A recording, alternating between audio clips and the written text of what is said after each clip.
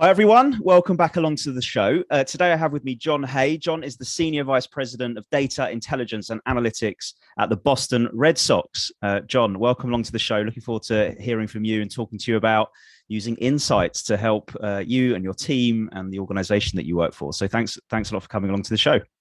Yeah, no, thanks for having me. Obviously, great company with some other guests. I really appreciate the chance to chat. No problem at all. So let's get into it. Let's start a bit with a bit about you and the Boston Red Sox, if we can. Just your background, who you are, and what you do.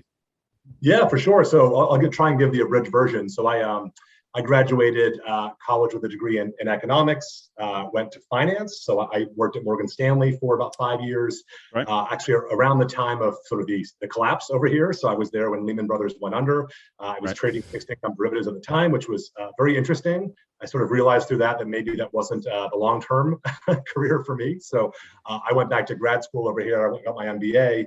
And sort of started thinking about, I had such a passion for sports, playing sports, watching sports. I grew up in Boston, giant Red Sox fan, going to Fenway Park my whole life.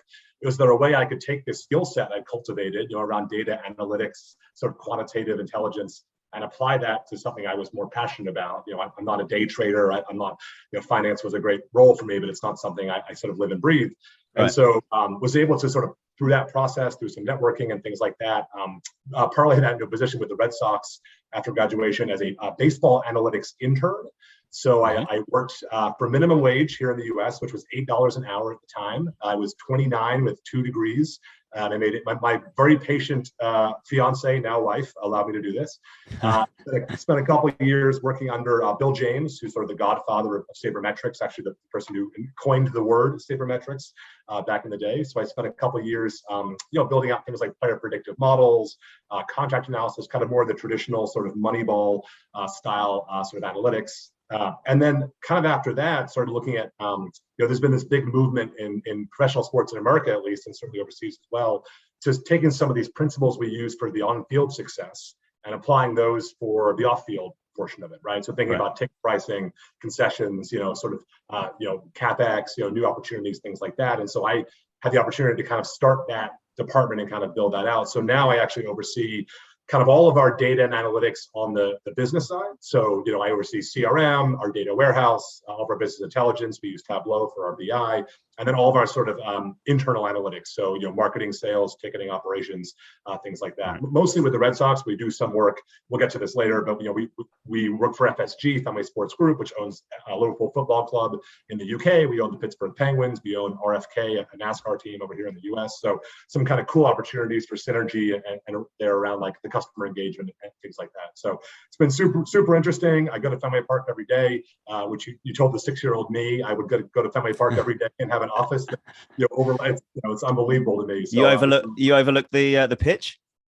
So my window looks outside the stadium, but we have a variety of offices inside that sort of look inside. So, nice. Every day I'll, go take my lunch up at the Green Monster and sit up there and just sort of, bask in the glow of what am I doing here, right? So it's a lot of fun, and I look forward to more years to come.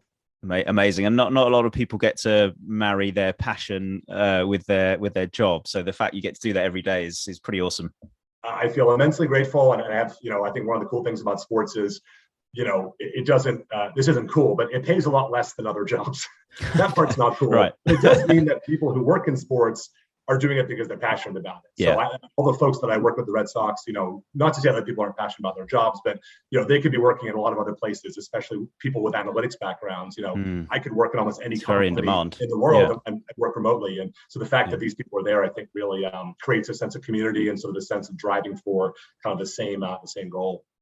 Awesome. Well, great to hear that kind of journey. And actually, again, I haven't talked to a lot of kind of data leaders who have come from the trading background, and it makes so much sense. But the quants in the old days, I'm not sure if that phrase is still used in financial services. Absolutely. Actually, I think it is, but it certainly was like that and operations research and those sorts of things were the kind of bedrock of what's now really called data science. And analytics and understanding patterns. So I can see that, that's easily transferable in inverted commas to to all sorts of analytics. So listen, you mentioned during your during that intro that you worked under some very exciting and interesting people. You mentioned Moneyball as a phrase, which I personally know a lot about, having read the book and seen the film that whole thing is shaped around. But what is that? Because I think that's a really important sort of start of the journey for data in sport, but particularly baseball. Can you just talk to that, particularly kind of your involvement with sort of that kind of on-field sort of player analysis? Just be really keen to hear your sort of view on Moneyball as a term and how that shaped baseball in the early days and how it continues to. Yeah, absolutely. No, it's a great point, variety of listeners to your podcast. So yeah, I mean, I think at a high level, again, Moneyball is maybe, that's the term from, the Michael Lewis book about the Oakland A's, but really it's the fundamental process of using data analytics to try and, in baseball at least, try and sort of win baseball games, right? What you're really trying to do is, what can we do to sort of, whether it's getting a new player, whether it's changing an approach, whether it's drafting a prospect. And this started happening over 20 years ago in baseball, in part because in the US at least, baseball is sort of the sport that lends itself most easily to this sort of analysis, right? It's a series of discrete events. A pitcher throws a ball, a hitter tries to hit a ball, things happen, and then it stops, right? And it's much easier than you think about something like, it's contained. Football. Yeah, and so in football in the UK, you think about what is the impact of a central midfielder on, what if you're the fifth pass from a goal being scored? How do you sort of assign that value there? Those sorts of things. I think we made a lot of progress, but they were much easier to do kind of back in the day. Yeah. So this started really with like running regression, models saying, hey, what skill sets are underpriced or overpriced in the market? And one of the things that Billy Beane, the Oakland A's GM, figured out, again, 25 years ago was, players that didn't look like baseball players, they sort of didn't have the right physique or whatever, but were able to do certain things well. For example, take walks, right? Get on base, take 4 pitches, then go to first base. Those players were cheap in the market, but they provided a lot of value in terms of trying to buy sort of win. And so this has now evolved the last 20 years. I mean, this used to be, and some of this is because all these front offices have always been ex-players, right? And you see, it's have you played the game? Like, I played the game for 10 years, so I must know how to what good looks like. Exactly, I know what a player looks like, right? And so Billy Beane famously was that guy. He was a top draft pick. He was an incredible, collegiate player who never really panned out in the pros. So he was coming to the other side of saying, I looked like all the scouts loved me, but I actually wasn't very good. There were guys in my draft class who didn't look like me, but they became very successful. Kind of, is there an opportunity there?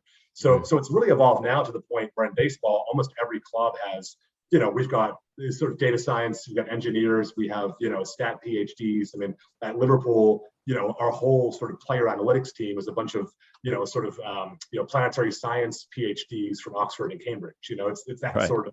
It's do you want to do sort of astrophysics, or do you want to go do kind of acquiring the next attacker on the margin? So it's been really cool to see. And I think I think it's also for people like me who I topped out in high school. I love playing sports, but I wasn't going pro in anything. So once it became clear I wasn't playing right field for the Red Sox, what was the path for me to work for the Red Sox? And for me, that became through this sort of data analytics sort of background. So make sure you pick the right field rather than play it. Yeah, exactly. That's it can't be me. Let's see if I can say who it should be. It should be, yeah. And you really see, and I keep talking about baseball, but you've seen it in every sport now. It's been really amazing.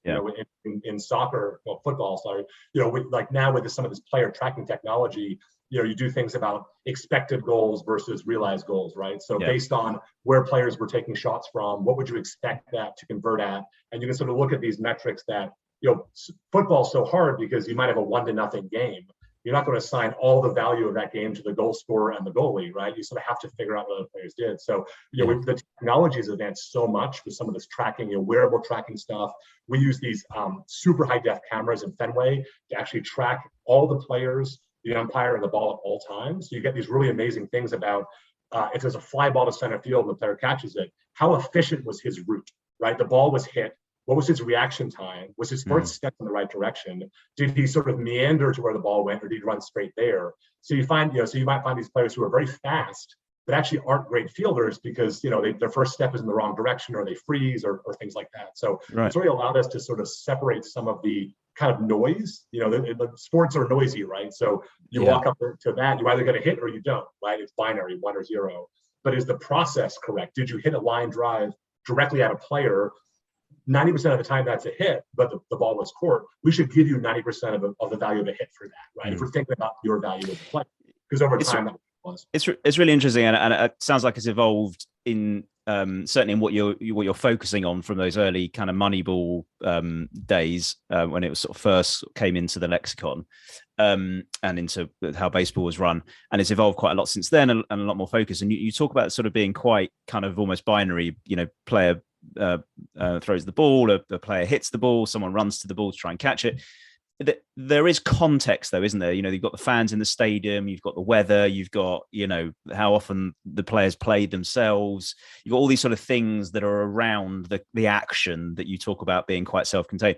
How much does that come into play in the analysis that you do, or is it too messy to kind of really try and pull out sort of the context of what's happened rather than just physically, the facts that are happening in front of you?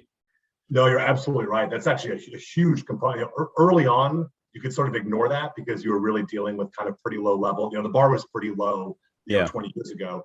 But now so much of the work is really stripping out all of that noise, right? Is okay, there's a different pitcher on the mound for every at bat. That pitcher's going to throw different pitches. That pitcher maybe the first inning or the fifth inning or the seventh inning, maybe a double header and maybe a day or a night game. Our goal is to sort of split all of that out and say, on sort of a neutral field, on a neutral pitcher with a neutral environment, this is what we expect this player to do. And even more so, not that it's easy to predict sort of professionals, right? But it's even true. We had the Major League draft this week. So we went out and drafted a bunch of 17, 18, 19-year-old players with an anticipation of what they'll look like when they're 25. And that becomes very interesting because you can't even look at the data anymore, right? Because every 18-year-old kid in the US who's draft worthy hits a home run every at bat, because he's playing against a bunch of kids who aren't going pro. And so you have to look at all of these, so we've started doing a lot of stuff around, launch angle, launch velocity for pitchers, the rotation on their breaking balls. So you might have a pitcher who he's not very, maybe his results aren't good, but the RPMs, his rotation per minute on his breaking ball is major league quality. Well, we can take that player and teach him to do the other stuff, but you can't teach a player necessarily to do some of those innate things. So I think that's where it gets really interesting, or things like injury prevention, right? So, being able to know when a pitcher drops his arm slot by 1 degree, that's a signal that he's getting tired. He's much more likely to hurt his elbow. Let's be proactive and pull him out early, even if he's pitching well, and that way we don't lose that player for the next 2 months because he got hurt. And that's huge. Intervention. 100%. So much of the work we do with LFC is around monitoring players during training, during games, and sort of looking for these signals, these metrics that say, you know what, if he's going to pull a hamstring, it's going to be right now. It's going to be the next 5 minutes. Let's get him off before that happens and make sure we don't do that. How do the players react to this? Because it's sort of constant tracking. If I then also think about food and steps and activity, off the field and not on training days and those sorts of things, constantly being tracked, and decisions being made based on what the computer says. These are some I presume all kind of see themselves as sportsmen, not analysts, and not wanting to be. And they've brought up being guided by coaches who maybe didn't have that technology. How do the players sort of interact with that? And I've got some experience talking to some people from rugby in the UK, and actually what they sort of saw, the people that embraced it the most actually were the ones that started to perform better because they used the insights to help improve their game. But what's your experience of kind of how that's been received by those in the game? It's a huge challenge. And I think that's the core of a lot of analytics, which is you can build the best model in the world, but if you can't convince a decision maker to do something with it, you may as well have not built a model at all, right? I had a lot of experience when I was especially working more on this, where, we'd go to these all-stars, right, the best players, and they'd say, what are you talking about? My whole life I've been the best player. My whole life, I make $20 million a year. Don't come in here with a computer and tell me that I need to lay off the low outside breaking ball. That's definitely been a challenge for us. Where we've seen a lot of success is in 2 places. One is the fringe players. So we have 25 players on a roster in the US. And the difference between being the 25th guy on the roster and the first guy in the next tier down is hundreds of thousands of dollars a year. right? Minimum wage in baseball is over $500,000. The best player in the minor leagues makes $1,000 a month. That's what you're talking about. So those are the players that used to come to my desk and say, what do you got? What do I need to do? How do I make myself 1% better. Is that for me? That's the difference between pursuing my dream for the next 20 years and going back home and working in construction in my hometown, right? So I think that's very helpful. And secondly, the managers. What we're seeing now is there are fewer and fewer of these very old school guys who've been doing it for 30, 40 years, manage on their gut kind of thing. You're seeing a lot of these. So our manager, a guy named Alex Cora, he's in his 40s. He's the exact guy I was just talking about before, which is he was the 25th guy on the roster his whole career. And so he was and he actually played for the Red Sox. So he knew like our analytics. Like when we interviewed him, he talked about how he would use like the player, the guys on our team to sort of try and, hey, where do I position myself to be most effective on defense? Where does this guy hit the ball so I can make sure I'm spinning in the right place based on different counts? And so, a lot of those guys won't listen to me, guy who didn't play baseball above Little League, but they will listen to Alex Cora, their manager, who former professional baseball, who won 2 World Series rings. That guy can go and say, and he's got a different way of counting. He's not going to walk up and say, hey, the model says this. Here's what the dashboard says, 100%, right? And we use a lot of video. So we'll use a lot of like, rather than saying, hey, this is how this pitcher is going to attack you, we'll say, let's queue up a bunch of video of your previous at-bats against this guy, see what he's been doing. Like this is, and really there's analytics behind that, but you don't kind of hit those people over the head with the numbers. You're sort of telling the story. I was going to say, this is how you position the change that you want. It's not about the analytics or the data, really. It's about the change that you want to inspire or try and move the needle on, and you use what you've got to help you do that. Absolutely. And at the end of the day, it behooves that, as you said earlier, like if you can play a little bit better, that's a longer career. That's more money in your pocket. That's, like like fundamentally players want to play better. They just sort of want to do it on their own terms. So in some ways, I'd imagine it was easier in sport and with players on the basis that they have a high performance mentality and 1% improvement and marginal gains. It's known. It's sort of, I want to improve. I want to get better. I want to be at the top. I want to keep, I want to win gold medals. I want to win major leagues, all these things. So I'd imagine my naive brain goes, well, actually, these people would be interested in anything that can help improve their game. And if that's a machine, if that's a model, if that's a someone who look at things slightly differently, I would embrace it. But equally, I can see why, as you say, someone who's been at the top of their game without this can easily say, well, I've done all right, thanks very much so far. So really interesting challenge. I mean, it's applicable. We see that kind of challenge in corporate, in public sector, where people have done things their way for a long time, and this kind of idea of listening to the machine that's telling you what to do is that can be alien to some people. And I was just going to add just on that point. Sorry, one of the struggles we have, and I see this on the business side as well, is there is So a good example of this is defensive positioning, right? So one of the things what used to happen is in a baseball game, around the diamond, you had first, second, short, third, right field, center field, left field, right? Everyone stood in the same place every single pitch. As time went on, we learned certain players hit the ball in certain places. You should put players where those people are. So it got very extreme to the point where left-handed hitters would come up, and we would actually move the shortstop, who plays on the left side of second base, over to the right side. You actually have 3 defenders on one side of the field. Right. And so overall that has been effective. But then what would happen is the player would hit the ball the other side. It would have normally been an easy out, but because of the shift, it would be a single. And the players would have this you'd remember the times where it didn't work so much more.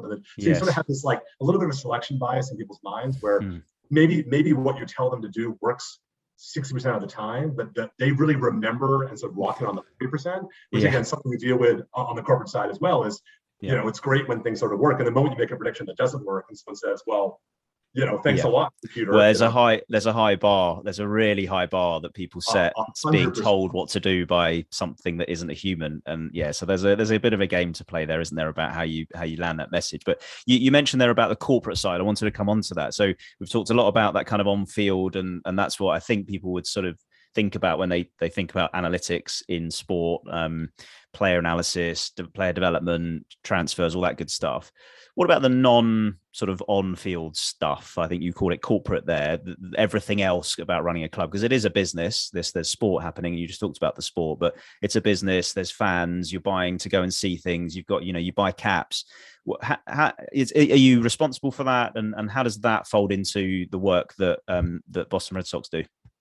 Yeah, that's been really interesting. Again, what you just described probably didn't exist at almost any U.S. professional sports team 10 years ago, which is sort of fascinating because, these are, the Red Sox do, in a normal year, $500 million in revenue. FSG does over $1 billion. It's not like these are small companies, but we sort of didn't have the same sort of focus on business analytics, right? The ability to kind of take data to drive decision making. That, I use ticket pricing as the example. The Red Sox, so variable ticket pricing, different prices for different games. Dynamic ticket pricing, different price over time, right? So think about the airlines, they do both, right? So different flights cost different prices, but also different seats, all that. And then as time goes on and demand fluctuates, those change. They've been doing that for 40 years, right? United, American, Delta, things like that. The Red Sox did neither of those in 2013. So 9 years ago, we set prices in November before the season started. It was the same, each seat was the same price for every game, right? July against the Yankees or May against the Baltimore Orioles, same price. And they never changed. So if the team was a juggernaut, they didn't change. If it was pouring rain and there was a monsoon, they didn't change. So, and we were owned by a bunch of very smart people, John Henry, Mike Gordon, Tom Werner. They're all self-made, millionaires and billionaires. It wasn't like they're far of these concepts. It just sort of took some time for people with my sort of background. And a lot of this is that people were all kind of lifers. All of the senior executives are folks that had started off, they were salespeople, they'd worked through the system. Sometimes they were ticket takers and ushers. And so you sort of didn't have this, not that having an MBA, a Master's of Business Administration is a metric in any sense, but I have one, and before me, no one had one. It's sort of, you think about a McKinsey or being a management consulting, there's a lot of people with those sorts of backgrounds. I think sports just kind of didn't have those for a long time. So as those folks started coming in, and I think a lot of these owners realized, hey, there's a lot of, we're not in this to make money necessarily. We bought a sports team, but the same reason we buy a yacht. It's fun to do, and I have the means, so why wouldn't I own one? But in the meantime, it's nice to make money. If I can make more money, that would be a good thing. And I can, by the way, I can sink that money in. The Red Sox payroll is annually over $200 million. Wow. It's great to have a way to pay those players without having to go back into the pockets or take out loans and things like that. So it's really evolved incredibly quickly.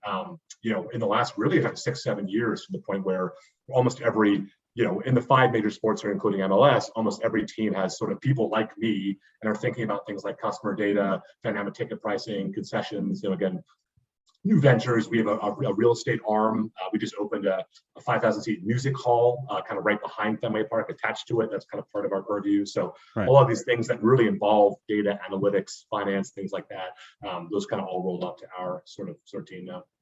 Wow. So yeah, and as you say, of course they play off each other. So the more successful and the better performance you can get from your off field activity, like merchandise, like stadium events and music halls and those sorts of things, the more you can invest in winning and getting players and winning baseball games, and then that obviously drives more fans, and then that drives more merchandise. It all sort of like connects, the dots connect, don't they? And I've seen that across lots of different sports. Yeah, we specifically have a virtuous cycle that we use internally, which is we describe, which is you invest money, you win games, you get more money. There's more legs to it, but basically that's the theory, right? And one of the nice things for us is certainly COVID notwithstanding, having multiple properties now, owning LFC, which has been obviously a great run for ownership group there. Having some of these cyclical, there'll be years where the Red Sox are down, where the Penguins are up, or years where LFC is down. There's opportunity for us to, not only cross-sell on sponsorship and things like that, but also to take some of the variance out of it. Well, I always say, one of our biggest challenges on the business side is something like 75% of the variance in our demand every year is driven by on-field performance, which I don't control. Right. So we're chasing this 25%, and we're trying to optimize for that. But if the team is playing terrible, it's just gonna be hard to sell tickets. If the team is playing great, we're gonna be able to sell tickets pretty easily. It's our job with things like dynamic pricing and targeted offers and making sure that we can move inventory on the bad days and capitalize on the upside on the good days. But fundamentally, we're really a little bit of we're downstream from the on-field performance, right? As well as being upstream in a way. So yes, and of course the interaction with sport is quite emotional. So and winning taps into emotion. I've seen this myself as a football or soccer fan, and Arsenal over the years have had some challenges, and the last season or so has picked up, and the emotion behind the club is back. And what you've seen is they've had the biggest renewal rate on season tickets that they've ever had. And they launched their away kit yesterday, and they've had the biggest first day of a launch of a new kit ever in the UK. Did £1 million in like the first day on shirt sales. It's emotional. People are just engaged with the brand, and they're engaged with the brand because of the on-field. It's fascinating to watch. It's hard to, from a data perspective, it's hard to know emotion. It's hard to kind of, certainly of your customers, unless tracking that in some way. It is funny because I thought Red Sox fans were passionate until we got involved with LFC, and man, European and UK soccer fans are passionate. There's a real sense of ownership there that and that's hundreds of years of more history and things like that. But it really is an amazing thing. And one of the things you allude to, which is super interesting for us, working in sports, is I give a presentation at colleges and stuff, and I have this what's called the Ketchup Slide, which is basically, if I work for Heinz Ketchup, there's a couple of ways I can know who my customers are, right? Maybe they buy Heinz Ketchup, but if they do it in a store without scanning a rewards card, I might not know that. But maybe they buy it online. Maybe they follow me on social media, maybe, if they really like ketchup. But you think about that for a sports franchise like the Red Sox, I mean, there's 100 ways that our fans raise their hand and say, I'm a Red Sox fan. People wear our merchandise, they subscribe to our email list. There's so many people, they're proud. People there aren't a lot of other industries where people wear your logo with pride, right? Yes, and sort of figure it out as a signal that they are fans of yours. And so it's been a huge process for us. I mean, when I started this in 2015, we really didn't know who our customers were. We sort of knew who our ticket buyers were. We could sort of see the information on the ticket buyers. But even then, one person buys 4 tickets. You don't know the other people.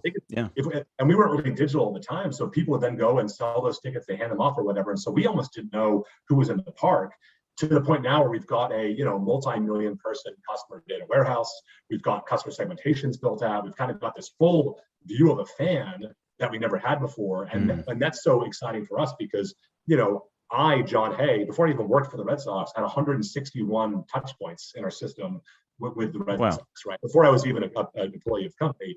Well, that's really valuable. And there's not a lot of other instances where you have 161 touch points of someone, in their late 20s at the time, because they just are really passionate about. So it's really for us, how do we utilize that and kind of like serve the right message and the right offer to those people at the right time. But it sounds like someone in HR saw that you had 161 interactions and then used their laser focus recruitment policy to find you. That's what I reckon this happened. Guy might work here for $8 an hour. Yeah.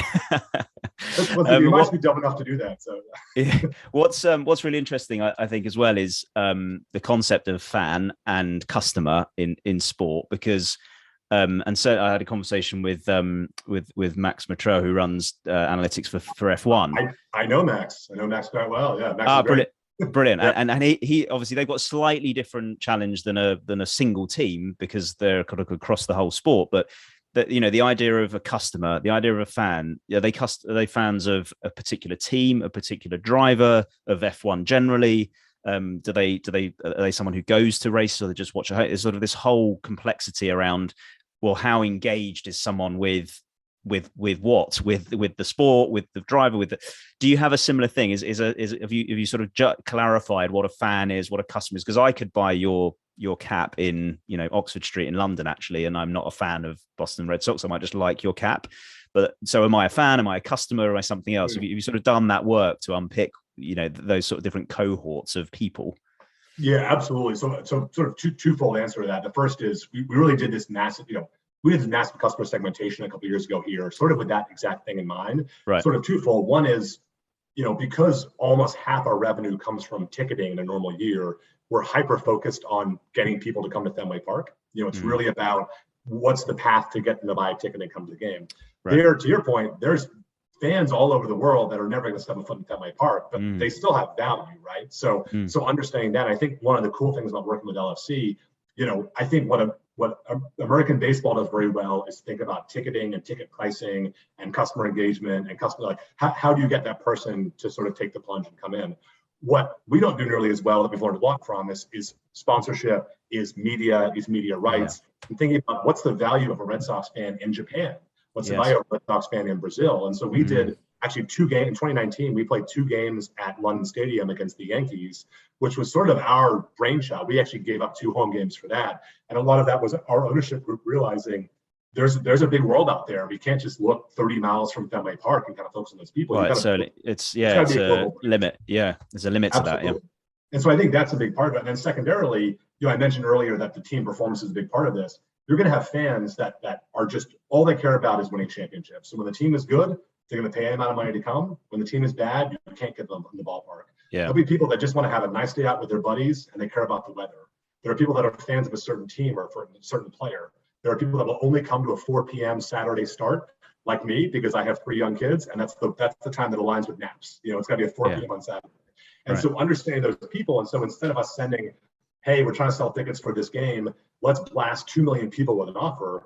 How about instead we find the 40,000 people that are hyper focused on a game like that? Let's cultivate the messaging to make sure it sort of aligns with that. And let's sort of serve those people something that's really targeted. And that's really been our journey on the customer side, is going from this sort of shotgun approach, maybe more like a hand grenade with sort of how we're going, to sort of the sniper rifle. Like, I would love to do 1 million campaigns to one person each. That's not operationally reasonable, but I do think we know enough about our fans now that we should be able to serve them an offer that speaks to them specifically. And that's kind of like what Max is saying. Hey, if that fan's a fan of a certain driver and that driver's not racing, and that, like, don't bother them, right? Don't waste their time. Wait until people only have so much aptitude to open emails.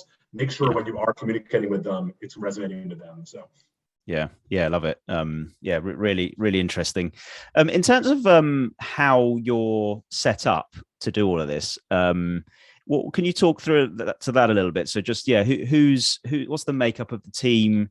How are you structured? Do you are there analysts outside of your sort of function that you sort of support, or business folk that you support? Yeah, just talk a little bit about how you're set up. Really interested to hear that. Yeah, so we're sort of a centralized kind of model. So we use there's team marketing and business operations at the NBA. Teambo has sort of become the model in sports here, which is a centralized unit rather than having sort of analytics within sales, within ticketing, within marketing, within operations. Yep. We have sort of a centralized group. Like, our customers are sort of those users, right? We're kind of the ones that those are our internal customers. But we basically, sort of my purview is what I would describe as the moment data comes to our environment, first party, third party, whatever, to the moment it is deployed in some sort of mechanism internally. That's sort of my purview. So I oversee our data architecture. We built out an on-premises enterprise data warehouse about 5 years back. We've since moved that to the cloud. So we're with GCP, BigQuery. So all of that is sort of under my team. We use Salesforce for our CRM, which is pretty recent. We use Tableau for BI, I mentioned. That's sort of all of our sort of data kind of IT world. And then we have multiple people that are sort of our data business analysts, who are the ones that are sort of taking, rather than asking our sales and marketing folks to sort of get to the point where they can be writing SQL queries or things like that, we're the ones that are sort of trying to consolidate that information down and sort of put it into these. We talked earlier about, sort of speaking people's language, right? So if I'm presenting to Sam Kennedy, our team president, the thing I'm going to put in front of him is very different than the thing I'll put in front of Tim Zhu, our CFO, who's a MIT engineer background, math, all this sort of stuff. So making sure we're the ones that are almost like translating sort of the data and intelligence into sort of how do you get a decision being made? How do you drive sort of action sort of on the back end? So it's actually worked out great for us. That sort of happened organically. I kind of came on as the business analyst. And so I was really downstream from that sort of data universe. And then a little bit as time went on, it became obvious we had to expand that, but also we had some layoffs through COVID back in 2020. And so sort of became a lot of that kind of swept up underneath me, which I think, was, again, not sort of designed, but I think it's sort of where the model's going. You kind of, doesn't make any sense really to have the folks that are sort of ingesting, manipulating, adjusting, doing the sort of ETL and ELT processes to not be sort of the same team that is then taking that data, extracting it, and sort of doing things with it. So, it's been super. I think it's worked really well for us. I think we've stumbled into it a little bit, but I think it's actually been a really good system. And really, a lot of my job, I always joke, I used to spend my whole week in SQL and R and Python and things like that. And now I'll have entire weeks where I don't use any of those, because most of my job is meeting with department heads, senior execs, sort of being that last mile of, I've got my team that's doing amazing work. I need to sort of make sure I'm directing that in the right direction, to the point where our CMO, our CFO, our COO are sort of getting the information they need to sort of make their decisions on the back end. So. Understood. And what kind of skills do the team have? Are they like you? Are they from a kind of trading quants background? Are they from a sports background, where do you tend to find the team has sort of come from, and what kind of skill sets do they have? Yeah, it's a little broad. I would say we over-index for two things. One is young people. One of the things I've really found is because data analytics is evolving so quickly, a lot of people coming out of school now, when I was in college, I'm 38 years old, like computer science for me was C++, none of these things existed. And now I've got these kids coming out of school and they come out with, they've got SQL, they've got Python, they've got DBT, they come out with sort of the skill set that we need. And like, I guess I could learn that stuff. I'm pretty busy. I don't have a lot of time to do that. So we tend to hire a lot of younger people because they actually kind of over-index for those sorts of skills that we really need. That's sort of one thing. The second thing is, I think one of the things I've learned two things hiring over the years. One is hire people smarter than you, which I've done a very good job of, fortunately. Everyone on my team is smarter than I am. Secondly, if people are smart and hardworking and intellectually curious, they can learn a lot of hard skills. Yeah. So I like when I think about a draft, are you drafting the guy who has a really great, jump shot, or are you drafting sort of the jack of all trades that maybe is a great athlete but doesn't have the full skill set yet? I'd rather draft this great athlete and sort of mold them into the person, like the player that I need, kind of thing. So I'm out here looking for 5-star kind of recruits, and if they don't have 1 or 2 or 3 of the requirements of the job, then I say, hey, your job the first month of being here is to go learn these things, and you got 40 hours a week to do it. And guess what? If I hire the right person, they're gonna come back in a pretty good shape on those 1 or 2 or 3 things. So that's been really, really helpful for me over the years to sort of learn that. Again, SQL is huge for us because our whole enterprise data warehouse is SQL Server based. But 10 years ago, you had to go take a class. Now you can go on the internet and learn any skill from through these online courses and things like that. And you can figure that out. If you're willing to do the work, you can find those things out yourself. Cool. Well, really interesting to see how you've set that up. So I guess just to kind of wrap up, there's been quite a bit of change from those Moneyball early sort of forays into data within baseball. It's quite a big transformation, moved into kind of the corporate side of the business. Where does it go the next 20, 30 years? Do you think we've sort of landed on a nice model? It's sort of, you've got the kind of corporate and sports side. Do you see that kind of continuing as it is? And obviously you're part of a sort of broader organization with lots of different sports. Do you see this evolving, or do you see it kind of pretty set now in terms of how it works? Yeah, it's a great question. Something I think I spent a lot of time thinking about. I think the second thing you mentioned is really hits on it, which is one of the things I love about working here is, and by the way, all of sports is going this way, right? You're seeing these, now that there's hedge fund money in sports, now there's PE in sports, you're kind of seeing these consortiums of, one group buying 3, 4, 5, 6 properties in sports. Yeah. And one of the reasons that makes a lot of sense is there's so many really interesting synergies there. So for us, building this music hall, part of the pitch was the same tools we're using to sell Red Sox tickets, we can utilize those with sort of relatively light incremental cost to sell concert tickets. And by the way, there's probably sort of synergies on both sides, where now there are people who are coming to 4, 5, 6 concerts but not coming to Red Sox games. Can you pitch them on there's a concert but there's a game that day, or we're doing a certain artist is playing at the MGM Music Hall, but we're doing a theme night for that person kind of at Fenway Park. So for me, it's really about expanding and really centralizing a lot of those things. It doesn't really make sense to have a unique data analytics org for the Penguins, for LFC, for the Red Sox, for RFK, for other properties, Nesson, which is our TV station here, we own 80% of.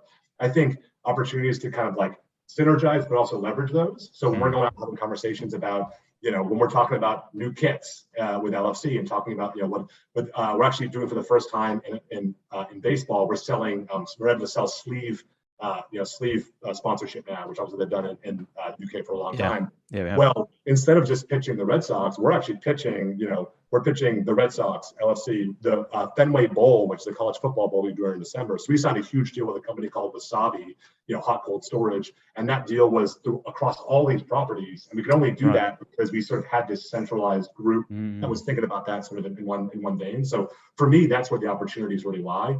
And then you start building the things like the real estate side of stuff. So what you're seeing over here, at least, I don't know so much about on your side of the pond, but if you think about the new Atlanta Braves stadium, it's built on a 1 million square foot mixed-use retail space, right? They built the stadium is the anchor tenant of a giant entertainment complex, which includes hotels, restaurants, bowling alleys, movie theaters. That's where a lot of these things are going. It's one the vision destination entertainment. Like we play 81 home games a year. But the stadium's there, the restaurants are there. Like what about the rest of the season? So I think that's where we're making huge. We've actually formed a real estate company. We own a lot of these parking garages around Fenway Park. We're actually in the process of developing those and kind of building this 365 year-round. Where do you go in Boston for sort of entertainment, media, sports? You go to Fenway, right? And maybe there's a game on, maybe there's a concert on, maybe there's there's all this stuff to kind of do around there. So I think that's really exciting for me because it's sports adjacent, but it kind of expands really beyond the walls of the stadium. It starts really thinking about the city itself. You don't have to be a fan of the Red Sox to engage with us. You have to be a fan of just going out and doing stuff with your friends. At that point, almost anyone is a customer of ours. Yeah. Fantastic. Well, exciting future ahead for you. Really, really interesting to talk about what you've been up to. Great to have you on the show. Appreciate you being so open and sharing what you do and how you do it. So thanks very much for coming on the show. As you can tell, I love talking about this stuff. So I'm very glad to do it again. Thanks for reaching out, and certainly if we get you over to this side at some point, Jason, I got Green Monster tickets with your name on them. So you just amazing. I'm there for sure. I will drop you a line. Absolutely, Jon. Well, thanks very much. Appreciate that. Hope you enjoyed the show, everyone. Hope you enjoyed listening to Jon, and we'll catch you again soon.